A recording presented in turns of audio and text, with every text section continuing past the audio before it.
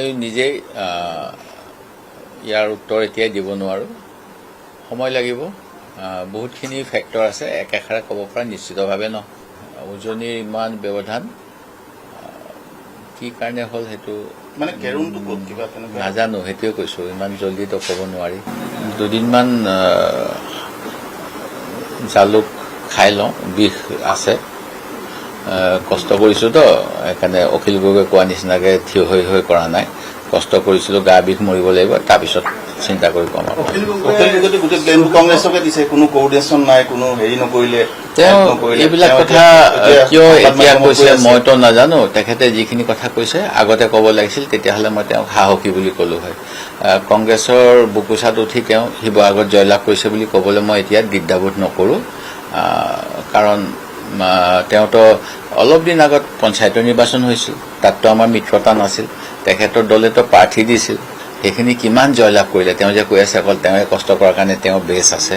তেওঁতো সেইটো দেখা নাই আৰু তেখেতে ইলেকশ্যন আগত কি কৈছিল আপোনালোকে নিজৰ বজাবচোন যে মই যদি চিট দিম বুলি নকওঁ মই যদি এৰি বুলি নকওঁ মোক কোনে পইচা দিব কি কৰিম এইবিলাক কথাটো তেওঁ নিজে হামৰাও কাঢ়ি আছিল আপোনালোকৰ আগত মই সেইবিলাক একো কথা ক'বলৈ নাযাওঁ মই কোনো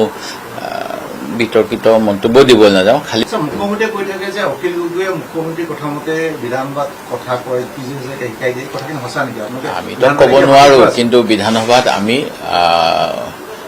মানে অন্য বক্তৃতা দি থাকোঁতে যিটো নিয়ম আমি ৰুল বুক মতে যাব লাগে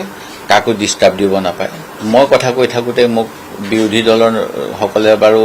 শুনিছিলে মোৰ বিৰোধী মানে বিজেপি শাসক কিন্তু আমাৰ নিজৰ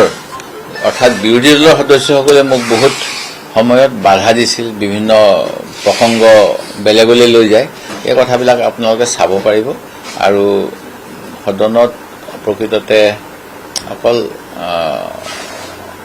কাম কাজখিনি বন্ধ কৰি দিয়াটোৱে প্ৰকৃত লক্ষ্য হোৱা অনুচিত সেই গতিকে আমি কেতিয়াবা বয়কট কৰিলোঁ আকৌ ঘূৰি আহোঁ আৰু ডিবেটত অংশগ্ৰহণ কৰিছিলোঁ কিন্তু কিছুমান দলক আপোনালোকে দেখিব ৰাতিপুৱা আধা ঘণ্টাৰ কাৰণে আহি আৰু দিনটোৰ কাৰণে কেনেকৈ খেদা খাই পেলাই TRP ল'ব পাৰোঁ আপোনালোকৰ ওচৰতে বেছিকৈ গৈ থকা মই নাজানো আপোনালোকে চাব এইবিলাক আপোনালোকৰ চব ৰেকৰ্ড থাকিব আপোনালোকৰ মই কাৰো নাম নলওঁ সেইবিলাক আপোনালোকে নিজে চাই লওক বিৰোধী হ'লো বুলিয়েই মানে খুব গৰম কথা ক'ব লাগিব জঁপিয়াই থাকিব লাগিব আসনৰ পৰা সকলো সময়তে এইবিলাক মই